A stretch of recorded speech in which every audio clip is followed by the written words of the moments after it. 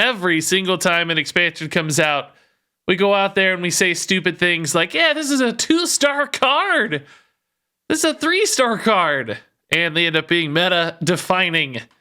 It's a tale as old as time. And we're going to talk about 10 cards in this video that both myself and the community underrated. We gave them bad scores, but in fact, they're being played a ton. So let's kick it off here with the 10th most underrated card. And this one's a little bit different because it actually got rated 3.8 stars, which isn't bad. That's like in the top half of cards.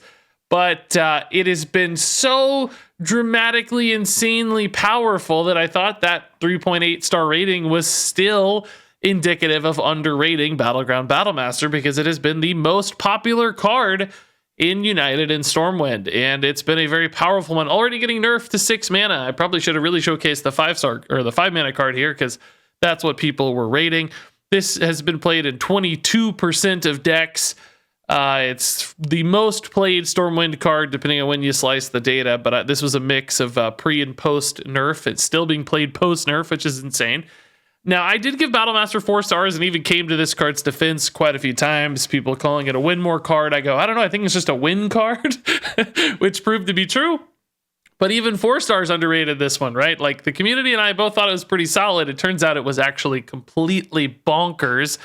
And despite that good score, I think this is still, by most definitions, a card we missed the mark on. We underrated it because it has very clearly been a 5-star card. So moving on here to Demonic Assault for Warlock. Community gave this one 3.4 stars. I only gave this one 3 stars, but in reality, this is the 15th most popular card from United and Stormwind, which is, of course, very high and being played quite successfully in Warlock decks. Miracle E Warlocks in particular, just using this as another way to deal lots of damage when it costs 4 health and also deals 3 damage. That's a lot of damage in a single card. Can also be nice just to tempo out sometimes, get those 1/3s, clear a minion in a pinch. So a dual utility card here that's a great fit for one of Warlock's best decks means it's been much better than 3 or 3.4 stars would suggest. This has been a quite powerful card. I guess people just didn't anticipate Warlock being quite as good as it was, as we'll see later in the video. They might have thought this card was better. I actually surprised I gave this 3 stars. I thought it looked pretty solid, like a flanking strike style card that can go face. Sounds pretty good in hindsight. So I don't know why it came in so under on this one. It looks really, really good. All right, next up here is Hot Streak for Mage, rated, again, 3.4 stars by the community. That's in the bottom half of all Hearthstone cards, but got 13th overall for played rate here, and of course being played in a handful of Mage decks. Turns out having a 0 mana Hot Streak's a great way to push your quest forward at low cost. Also sometimes just a great way to cheat out damage or draw additional cards and combinations with things like Auctioneer, which some lists have been running. I think much like Warlock, people thought this card was okay. You can see these scores aren't terrible. They're going to get worse throughout the video. But just probably didn't expect the peak that Mage was going to achieve and that Hot Streak would achieve right alongside it. So next up here is Encumbered Pack Mule, getting a 3.3 from the community. I gave it 3 stars. And turns out, yeah, this is a nice flexible little card that's popped into a couple different kinds of Hearthstone decks. I think most notably have been some hand buff Paladins, where the duplication effect is nice to get this some extra stats. Also been popping into like some of those aggro taunt druid lists, where it's just a 2 mana taunt that can get duplicated on board or just give you some extra resources. That has made Encumbered Pack Mule the 10th overall played card in Stormwind. This is a top 10 Stormwind card, which is kind of crazy to think about.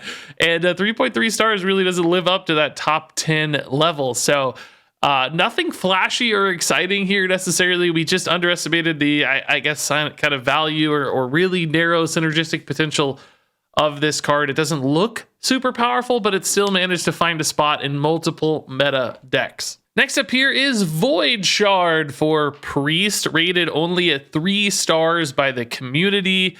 And that may not sound terrible, but keep in mind the average for community scores is really about 3.5. It's not 3.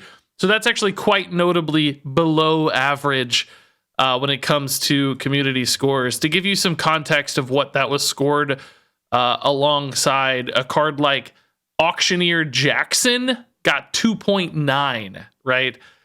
This puts this very low on the ratings. It was basically just inside the top 100 for ratings, but instead actually the 35th overall most played card, and pretty prominent in a bunch of the aggro face style priests we've seen as some finishing damage.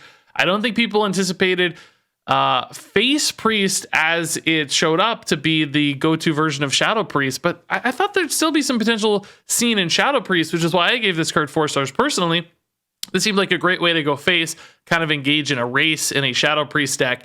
I can't say that I foresaw the like minion based shadow face priest. That definitely surprised me. So I kind of missed the mark on where this card was going to live, although identifying a little potential. I'm shocked the community gave this one such a low score. I thought it looked like a just really nice, flexible tool that's really good at dealing damage while also keeping yourself alive, which sometimes is perfect for face decks. So I don't know. This one's a bit of a surprise, but definitely exceeding expectations here, and a much better card than Auctioneer Jackson, which almost got the exact same score. So moving on, it's Bound Imp, which my God, guys, this got a 2.8. which put it in the bottom like 27 cards of the expansion. I'm stupefied by this one. I don't know. I thought this was going to be a really solid card. I gave it 4 stars again. I thought that 5 health total was awesome. I didn't think the downside would matter much if you played this in a zoo deck, and in reality, it's even more awesome because it's an upside. The 2 damage is really good.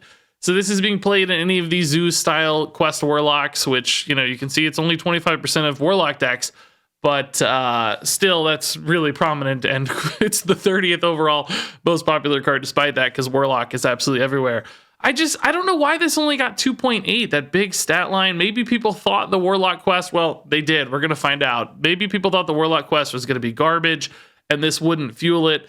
So this one surprises me for sure. I don't want to take like a holier than thou attitude just because these last 2 I got right. Trust me, I got plenty wrong. I gave Grand Magus Antonidas 5 stars. I am not immune here from your derision and mockery. But these last 2, they definitely shocked me. I didn't line up very well with the community on these. That said, I lined up with the community perfectly on first Blade of Rin. We both gave this one 3 stars. To be fair, community ratings 3s are a little lower than my 3s, but regardless, we both dramatically underrated what first Blade of Rin can do, because of course this has been a prominent piece of hand buff warlock decks, which before the nerfs were really the #1 deck, very popular and very powerful, meaning this was the 18th overall played card from United and Stormwind, over half of Paladin decks. There are some like secret Paladins and stuff cropping up that don't need cards like this as much. So much better than the 3 stars that were suggested. It turns out buffing this was way easier than we thought. And of course, once you do buff it, it's absolutely insane as a sticky, persistent threat that takes an immediate trade. That's just so powerful. So the upside on this was really, really high. I think we probably all kept it low because we worried about consistency and we worried about hand buff being good enough, because historically it hasn't. So once it overcomes those hurdles, it's just a card where the sky is basically the limit and it becomes super powerful.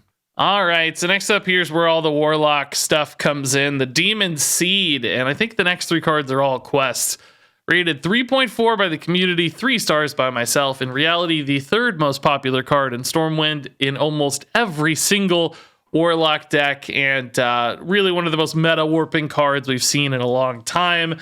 Definitely better than 3 stars or 3.4 stars. This is absolutely a 5-star card, right? A complete meta changer.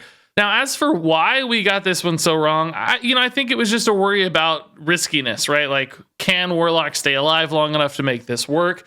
I think some people missed the payoff potential, like the kind of burst outs that existed either through Fatigue or Stealer of Souls. I didn't even really focus on Stealer of Souls that much. I was mostly thinking about Fatigue. And, between those two, like between missing kind of the burst payoff and between missing how easy it was to do, like it's so easy, it's trivial to get it done and still be alive.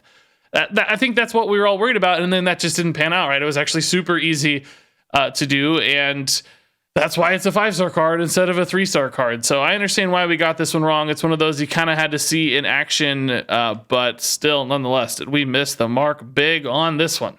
And then next up, maybe an even bigger miss. Sorcerer's Gambit at 3.1 stars. This is unbelievable. This was rated at the same score as Rats of Extraordinary Size. What?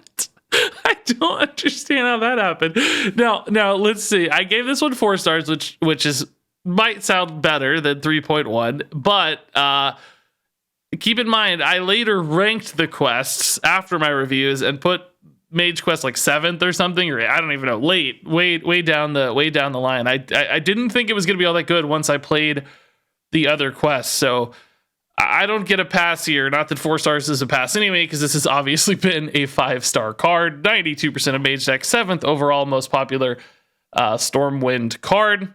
And of course, just absolutely bonkers insane. Meta warping, just like the Demon Seed.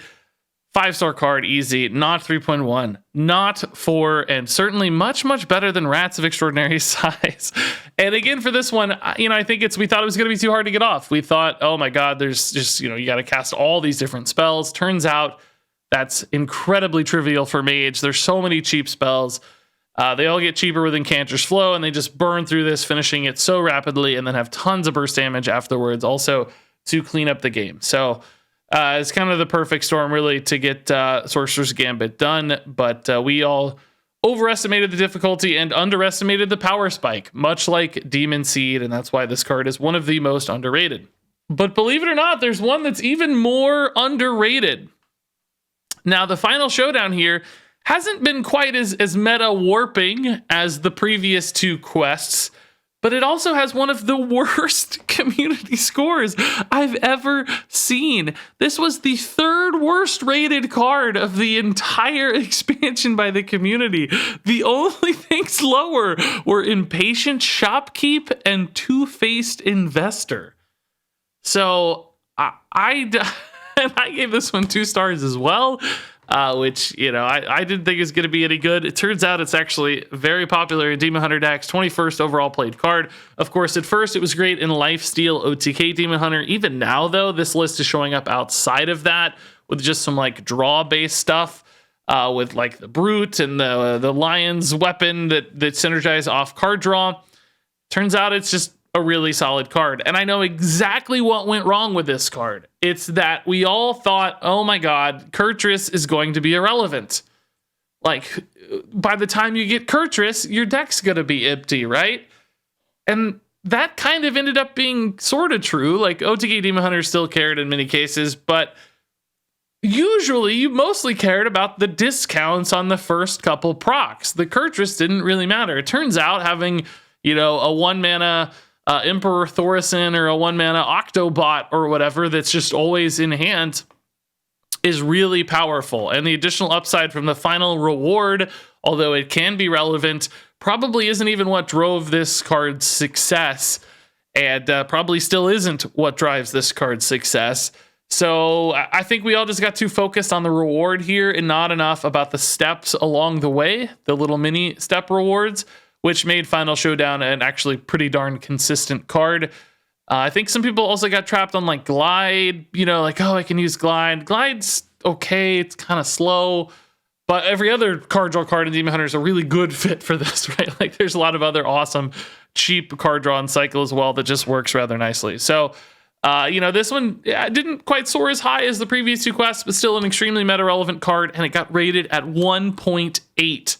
Which is just so awful that I had to give it the mark for the most underrated. I can't believe a card at 1.8 is this good. So yeah, we all missed the mark on this one super hard. And there you go. That's it for the most underrated Stormwind cards. Which ones did you get right? Which ones did you get wrong? Do you have any I told you so's? I want to hear all those thoughts in the comments down below. There were some other cards that almost made this list. Lost in the Park, the Druid Quest was pretty close. It was also a bottom 10 card for community ratings, but its play rate has dropped. It's really not that popular. The first week or so it seemed pretty good, but it hasn't hasn't kept up. So that was probably like number 12 or 13. And there's some others in there too that were fairly underrated, like Traveling Merchant has been showing up in priest decks, but wasn't rated especially well. So actually, the Iron-Bound Brute and Lion's Guard, if we go another week or two, those might be cards that we could have put on this list as well. So some other ones to keep an eye out for sure. That said, if you had any you thought were underrated, let me know in the comments below. Thanks much as always for watching, and until next time, game on.